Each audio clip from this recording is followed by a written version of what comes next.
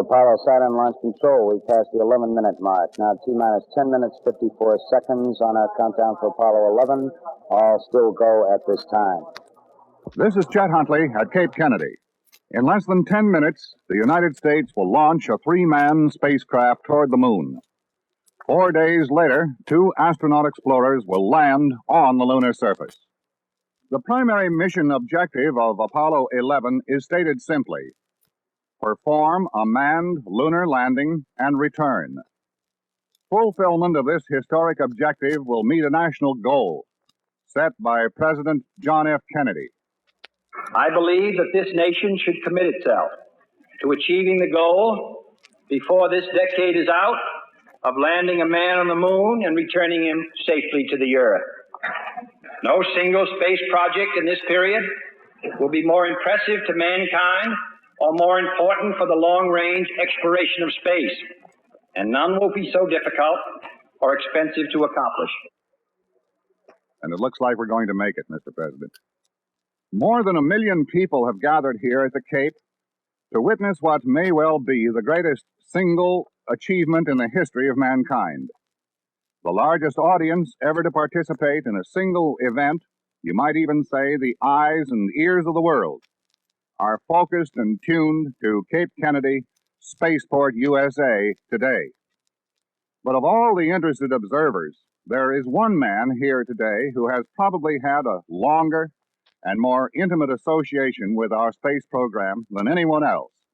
He is Dr. Wernher von Braun. Dr. von Braun has agreed to record some of his personal thoughts and impressions of the Apollo 11 operation during the next 9 days. He and I will be in communication either here at the Cape or at the Manned Spacecraft Center in Houston from time to time as our duties will permit. And Dr. von Braun has promised to respond to questions, or we will each respond individually, and then reestablish our dialogue whenever it seems appropriate. We still have a few minutes left before liftoff. Dr. von Braun, there have been a number of comments on the value of this space program, what it may yield for mankind. As one of the pioneers in the field of rocketry and spaceflight, would you tell us your feelings at this moment about the program? Our purpose in going to the moon is to extend human knowledge. How sad that scientific progress has been fastest when men are fighting. Now the space program is doing what war used to do.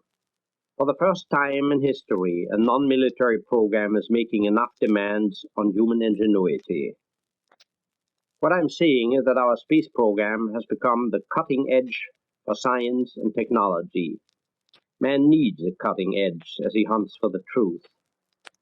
Well, this is a great day for the Apollo team, and you particularly, Dr. von Braun. Knowing your background, I'm sure you've been looking forward to this event for a long time. On July 20, 1969, when Neil Armstrong and Edwin Buzz Aldrin stepped down the ladder of their lunar module and set foot on the moon, to me personally, their accomplishment will be the final realization of a dream that has kept me occupied and that has controlled all of my actions virtually since I was a schoolboy. Even then, I wondered whether, instead of just looking at the moon, it would not be far more fascinating to visit it, to see the lunar mountains from the valleys beneath, and to look from its rim into one of those mysterious craters, and to view the Earth with its cloud patterns, the continental outlines, and the snow-covered polar zones, all that beauty hanging there like a small dish in the velvet black sky. When did you first get the idea that man might, one day, actually go to the moon? As the years went by, I heard of a Russian school teacher, Edward Tsiolkovsky, who had said that with rockets, men would be able to someday fly to other worlds.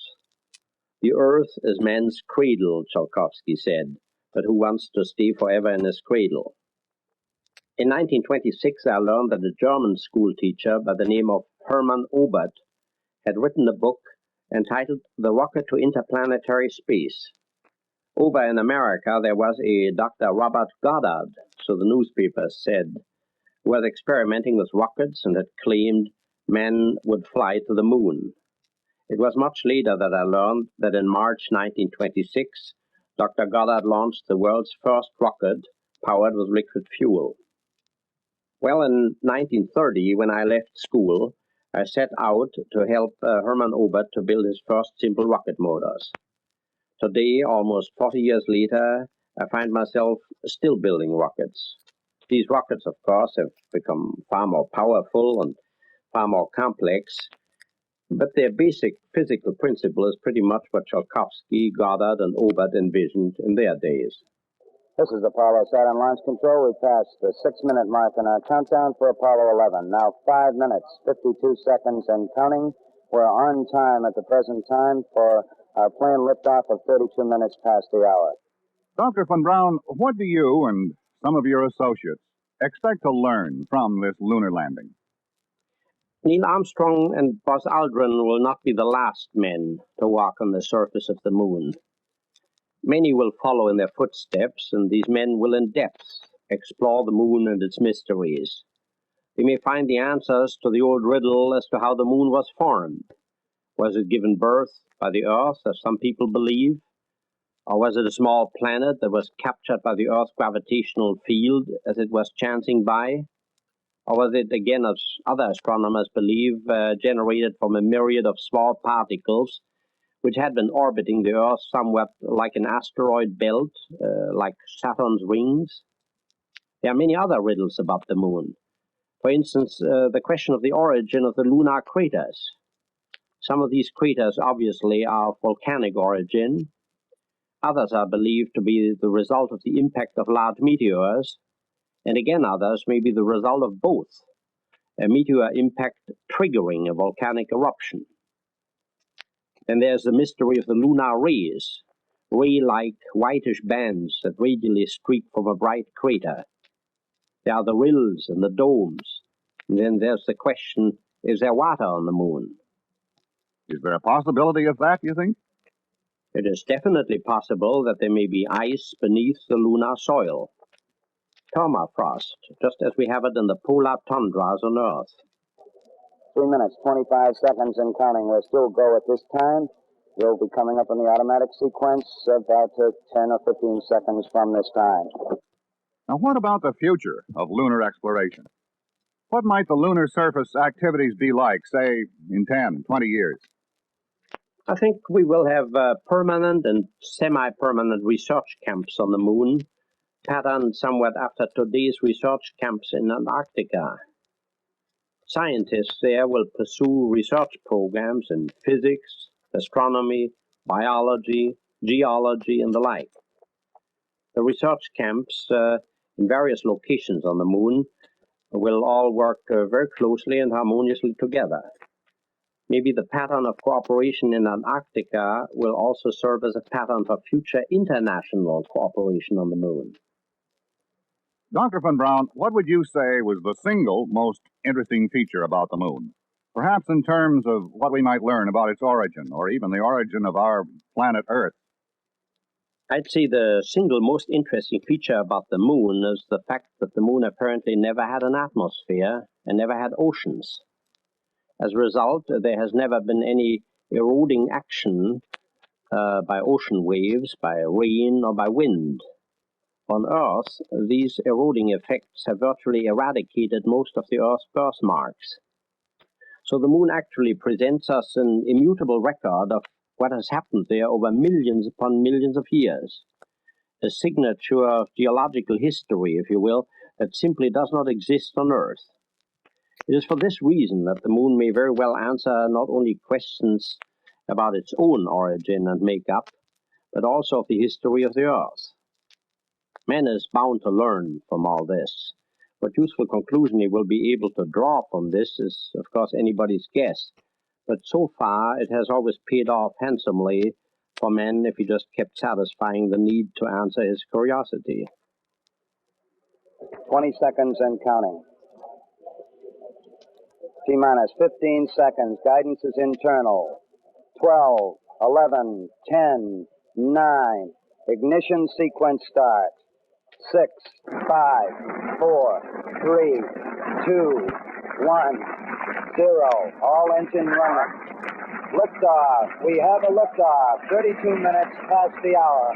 Liftoff on Apollo 11.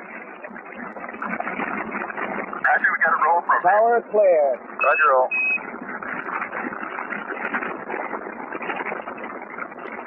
Oh, complete and efficient program.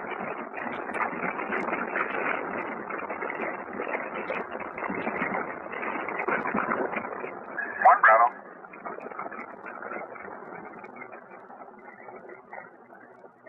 Houston, you're good at 1 minute.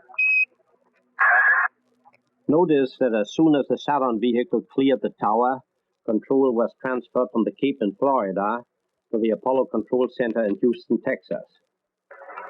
We're through the region of maximum dynamic pressure now. Yeah, everything looks good here. We're at 1350 on the start bar. Set 8 miles downrange, 12 miles high. Velocity 4,000 feet per second. Stand by for mode 1 Charlie. Mark, mode 1 Charlie. 1 Charlie.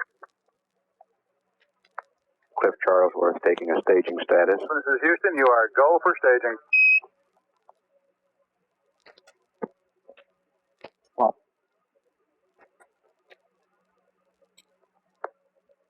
Inboard cutoff. Inboard engines out. Come inboard cutoff.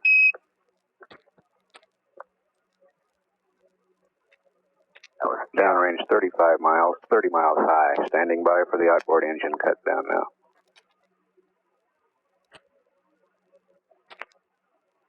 Staging. And ignition.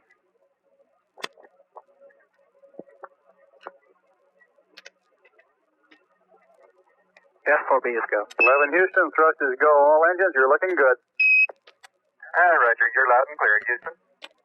I understand they go into Earth orbit before starting translunar injection. Yes, they will make at least 1.5 orbits while they check out systems. If everything is go, they will begin the TLI, the Translunar injection. Apollo 11, this is Houston. Slightly less than 1 minute to ignition, and everything is go. Roger. Ignition. We confirm ignition, and the thrust is go.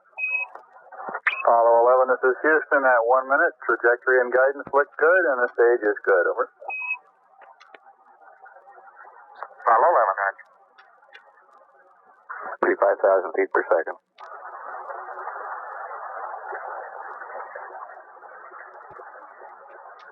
Cut off. Going velocity 35,570 feet per second. Altitude 177 nautical miles. Houston, Apollo 11, that Saturn gave us a magnificent ride. Roger, 11, we'll pass that on, and it certainly looks like you're well on your way now. The Goldstone station reports a very weak signal. I believe that Mike Collins is now maneuvering the spacecraft in the transposition and docking maneuver, and the antenna patterns aren't too good at the moment. He's referring to the maneuver that extracts the LEM from its storage in the front end of the Saturn V's third stage. Mike Collins flies the command module around, docks with the LEM, and extracts it from its moorings. During the coast period to the moon, Neil Armstrong and Buzz Aldrin can crawl through the tunnel into the LEM. It takes about 3 days to cover the 240,000 miles to the moon. What do the astronauts do in this time? Mid-course correction maneuvers if necessary, housekeeping, running navigation fixes, Earth and moon photography, systems checks, that kind of thing. Of course, reports on their impressions of their observations and experiences are very useful for future missions. Roger, Houston, Apollo 11. Calling it about 130,000 miles outward. We're looking at the eastern Pacific Ocean. In the north half of the top half of the screen, we can see North America, Alaska, United States, Canada, Mexico and Central America. There's one definite mild storm southwest of Alaska. Looks like about 500 to 1,000 miles. And another very minor storm showing the south end of the screen near the, a long way south of the equator, probably 45 degrees or more south latitude. This is Apollo Control at 75 hours 26 minutes.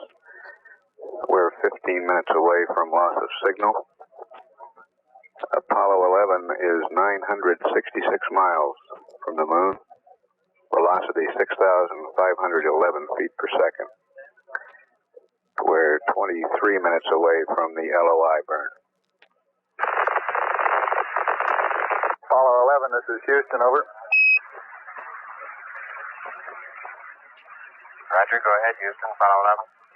11, this is Houston. You are go for LOI, over. Sure, go for LOI. Apollo 11, this is Houston. All your systems are looking good going around the corner. We'll see you on the other side, over.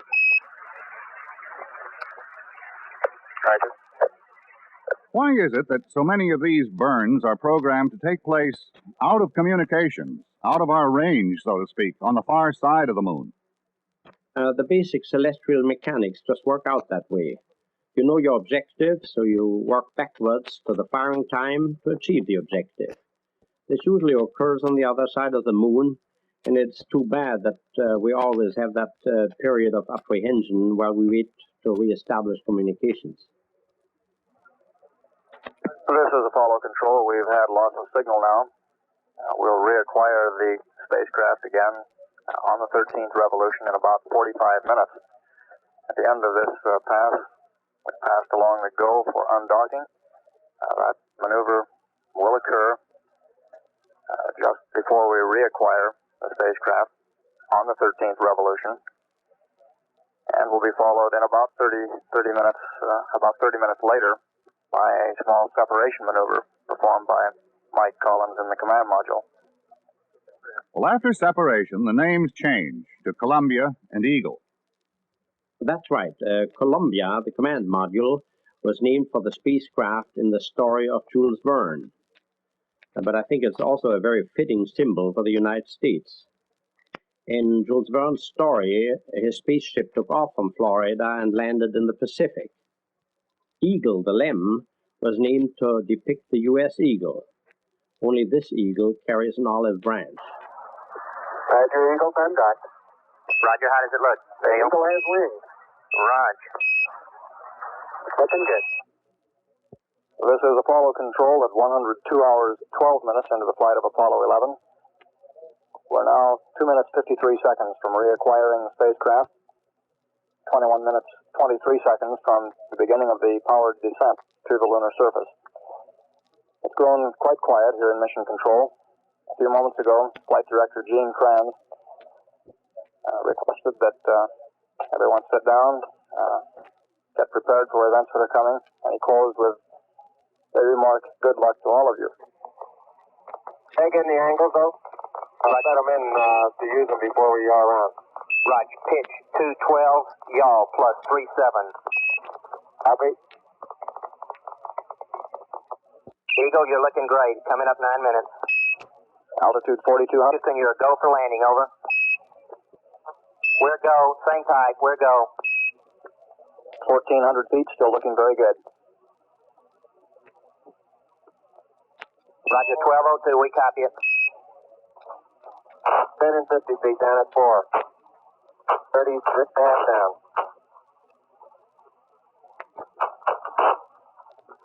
They're pegged on horizontal velocity. 300 feet down, 3.5. 47 forward. Put up. On 1 a minute. 1.5 down. 70.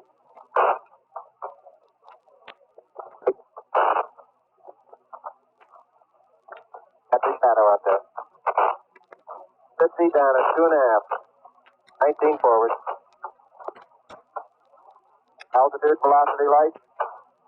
3.5 down. 220 feet. 13 forward. 11 forward, coming down nicely, 200 feet. 4.5 down. 5.5 down. 160 feet, 6.5 down. 5.5 down. 9 forward. Good. 120 feet. 100 feet, 3.5 down. 9 forward. 5%.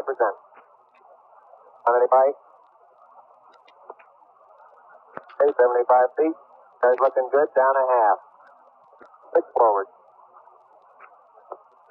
60 seconds. Lights on. 6. Down 2.5. Forward.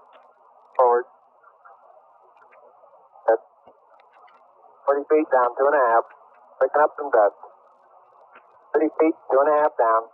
Straight shadow. 4 forward. 4 forward, drift into the right a little. 20, down a half. 30 seconds. Forward, just. Good. Okay.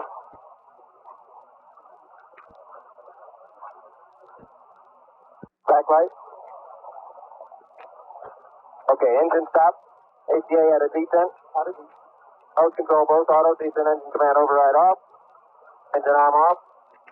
413 is in. We copy you down, Eagle. Houston, Tranquility Base here. The Eagle has landed. Roger, Tranquility. We copy you on the ground. You got a bunch of guys about to turn blue. We're breathing again. It seems like a very long final phase. The auto targeting was taking us right into a football field-sized crater with a large number of big boulders and rocks for about 1 or 2 crater diameters around it. And it required us down in T-66 and flying manually over the rock field to find a reasonably good area. Roger, Tranquility. Be advised, lots of smiling faces in this room and all over the world. Over. There are 2 of them up here. Roger, it was a beautiful job, you guys. And don't forget one in the command module. Roger.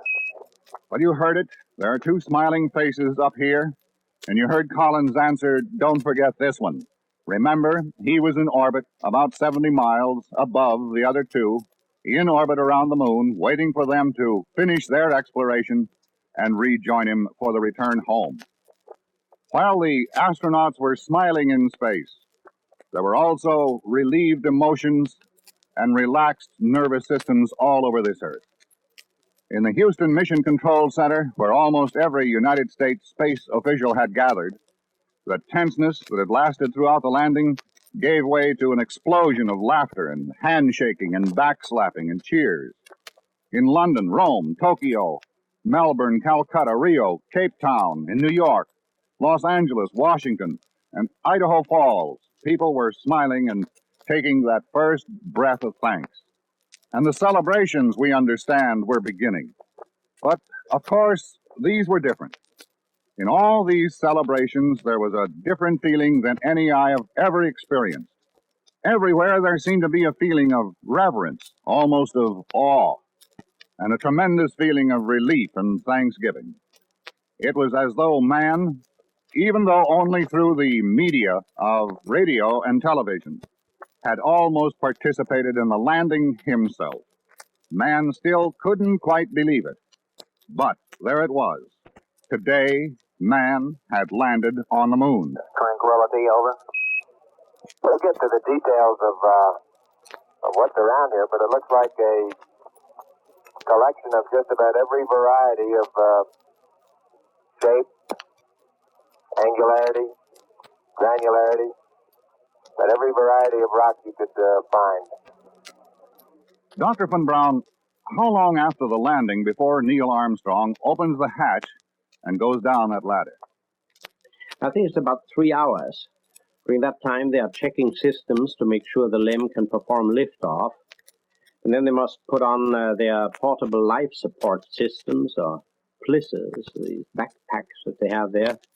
This is the portable life support system that provides them with oxygen and conditioned air outside their spacecraft. Getting out of the hatch with that large pack is going to be a chore, isn't it? It's a tight squeeze. Of course, we hope the 1/6 lunar gravity will help them. Okay, Houston, I'm on the porch. Houston, Roger, we copy, and we're standing by for your TV. Roger, TV circuit breaker's in. Stage 5 clear. Roger. And we're getting a picture on the TV.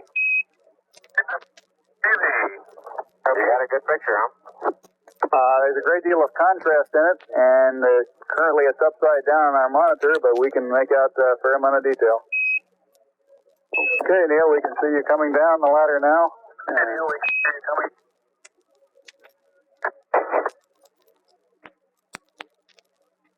Okay, I just checked getting back up to that first step. That isn't collapsed too far, but it's adequate to get back up. Roger, we copy. Pretty good little jump. I'm at the foot of the ladder. The LEM footpads are only depressed in the surface about 1 or 2 inches, although the surface appears to be very, very fine-grained as you get close to it. It's almost like a powder. Ground mass is very fine. I'm going to step off the LEM now.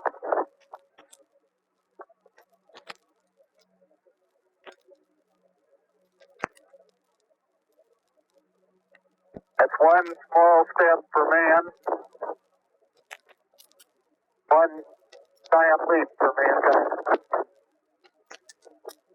As the surface is fine and powdery, I can pick it up loosely with my toe.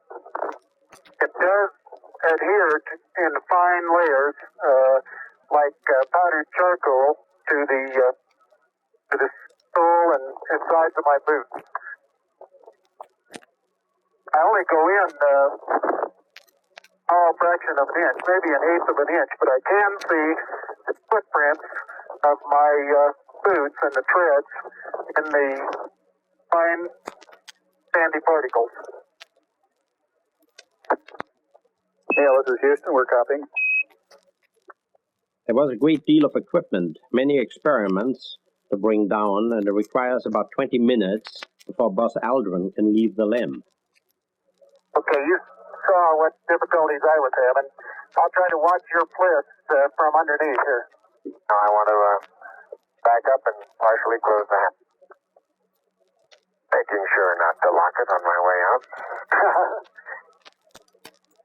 Particularly good thought. That's our home for the next couple hours. We want to take good care of it. Beautiful view.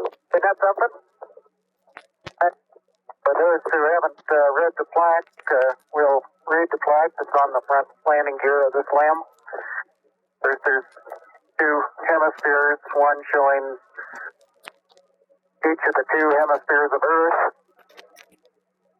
Underneath it says, "Dear men from the planet Earth, first set foot upon the moon, July 1969 AD.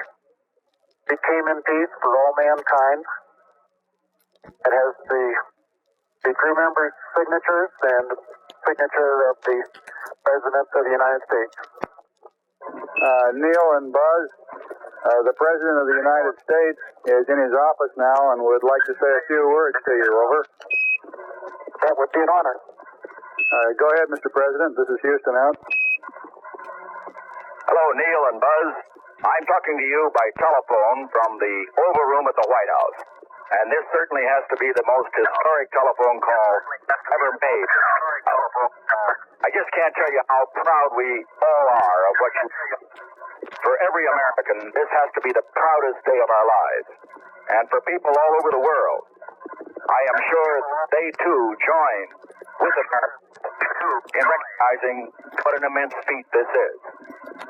Because of what you have done, the heavens have become a part of man's world. And as you talk to us from the Sea of Tranquility, it inspires us to redouble our efforts to bring peace and tranquility to Earth. For one priceless moment in the whole history of man, all the people on this earth are truly one. One in their pride in what you have done, and one in our prayers that you will return safely to Earth. Thank you, Mr. President. It's a great honor and privilege for us to be here representing not only the United States, but men of peace of all nations, and with interest and a curiosity and with a vision for the future. Honor for us to be able to participate here today. And thank you very much, and I look forward, all of us look forward to seeing you on the Hornet on Thursday. Look forward to that very much, sir. All right, they set up the seismic experiment, the laser reflector, and the solar wind experiment. Were there other experiments to set up? Not to be set up. A good deal of time is required for taking photographs and collecting rock and soil specimens, and of course setting up the flag. One of their final operations is obtaining core samples by driving a hollow tube into the lunar surface, and this turned out to be a tougher job than expected. I hope you're watching how hard I have to hit this into the ground to the tune of about 5 inches, Houston. Roger. It almost looks wet. Buzz, this is Houston. It's about time for you to start your EVA closeout activities.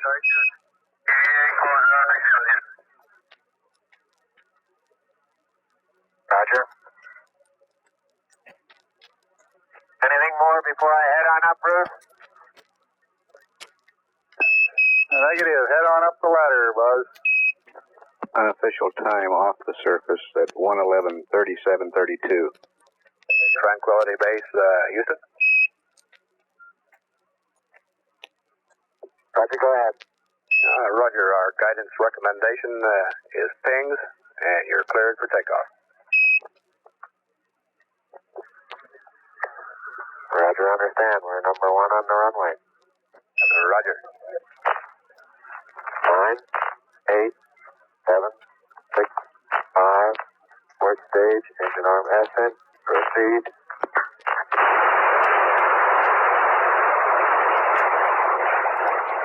Beautiful. 26, 36 feet per second up. 5 for the pitch over. 1,000 feet high, 80 feet per second vertical rise. Eagle Houston, 1 minute. You're looking good. Roger. 100, 150 up. Beautiful. 9,000. 350 to go.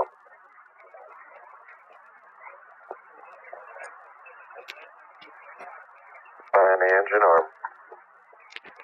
90. Okay. Off. 50. Step down. Now, does this burn put them in lunar orbit for redocking with Columbia? There are several more short lower thrust burns after the long ascent burn in order to get the orbits properly lined up. Redocking takes place on this side of the moon, so we can follow the operation. I'm not going to do a thing, Mike. I'm just letting her hold that as you know. Okay. Pumping up cabin pressure. It's a funny one, you know. I didn't feel a shock, and I thought things were pretty steady. I went to retract there, and then this went all hell broke.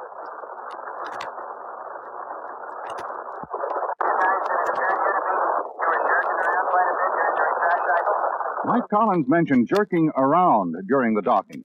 What happened there? I think you are referring to the docking maneuver between the returning ascent stage of the LEM and Columbia.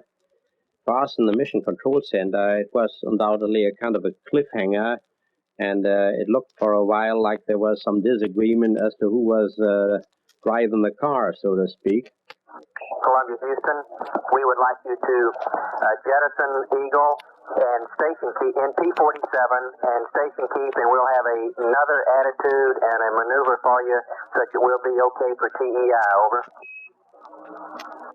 Roger that. Okay, let her go in 10 seconds. Copy out. Really loud noise, and it appears to be departing, I would guess, several feet per second.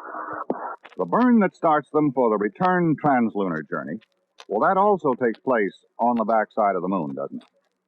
Yes, and that burn is extremely critical. It must give them a velocity of 7,500 feet per second to escape the lunar gravity. Now, that's about 5,000 miles per hour. And we have no way of determining whether this velocity was actually achieved until they come in sight around the moon. That's another place where everyone on the ground holds their breath. Hello, Apollo 11, Houston, how did it go? Over. Open up the LRL doors, Charlie. Roger, we got you coming home. It's well stocked. Roger.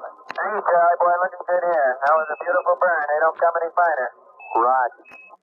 Now, is there much difference between the 3 days it takes to return from the moon and the 3 days outbound? I suppose the primary difference is psychological. The exciting part is over. They have been to the moon. Now there's plenty of time to reflect on the accomplishment. Responsibility for this flight lies first with history, and with the giants of science who have preceded this effort. Next to the American people, who have, through their will, indicated their desire. Next to 4 administrations and their Congresses for implementing that will. And then to the agency and industry team who built our spacecraft. The Saturn, the Columbia, the Eagle, and the little EMU, the spacesuit and backpack that was our small spacecraft out on the lunar surface. I'd like to give a special thanks to all those Americans who built those spacecraft, did the construction, the design, the test, and put their heart, all their abilities into those craft. To those people, tonight we give a special thank you. And to all the other people that are listening and watching tonight, a pleasure. Good night from Apollo 11. After all the re-entries that have been performed on Mercury, Gemini, and previous Apollos, do you think has the hazard been taken out of this operation? It is still critical. And an Apollo re-entry is not like any of the others. They enter at more than 25,000 miles per hour, and the heat shield reaches temperatures of 5,000 degrees Fahrenheit. Apollo 11 Houston, you're still looking mighty fine here. You're cleared for landing. Yeah, we appreciate that, Roger. Roger, gear down and locked. Roger. Apollo 11 lined up right down the middle of the entry corridor. Velocity is now 35,578 feet per second. The Hornet now reports a visual contact from the recovery ship. Apollo 11, this is Hornet, over. Apollo 1, this is Apollo 11, reading you loud and clear. Our position 1330, 6915. Apollo 11 at 1,500 feet. Hornet, Roger, copy out.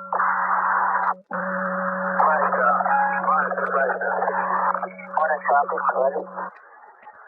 The elevator will take recovery 1 down to the hangar deck, where the crew will enter the mobile quarantine facility. President Nixon waving to the astronauts. The curtains have been drawn. There they are in the rear window. President signaling for applause from the crowd. Astronauts gather in the window. Neil, Buzz, and Mike, I want you to know that I think I'm the luckiest man in the world. And I say this not only because I have the honor to be President of the United States, but particularly because I have the privilege of speaking for so many and welcoming you back to Earth. I can tell you about all the messages we received in Washington. Over 100 foreign governments, emperors and presidents and prime ministers and kings have sent the most warm messages that we've ever received. They represent over 2 billion people on this earth, all of them who have had the opportunity through television to see what you have done. Just let me close off with this one thing. I was thinking, as you know, as you came down, and we knew it was a success, and it had only been 8 days, just a week, a long week, that this is the greatest week in the history of the world since the creation. Because as a result of what happened in this week, the world is bigger, infinitely. And also, as I'm going to find on this trip around the world, and the Secretary Rogers will find that he covers the other countries in Asia. As a result of what you've done, the world's never been closer together before. And we just thank you for that. And I only hope that all of us in government, all of us in America, that as a result of what you've done, we can do our job a little better. We can reach for the stars just as you have reached so far from the stars. So now it's over. The road to space is open. Man has walked on the eerie, silent face of the moon, and he has come home to tell us about it. And now the realization is beginning to sink in. We actually have done it. Now we are able to let go a little bit, to feel some of the excitement, to relive it, and to sense some of the tremendous pride that comes with knowing that all of us were a part of this. That not just these 3 men, but now all mankind can reach out for the stars, for the impossible. Dr. von Braun, I'm sure you, perhaps more than any other man, has given a great deal of thought to the significance, to the meaning of the flight of Apollo 11.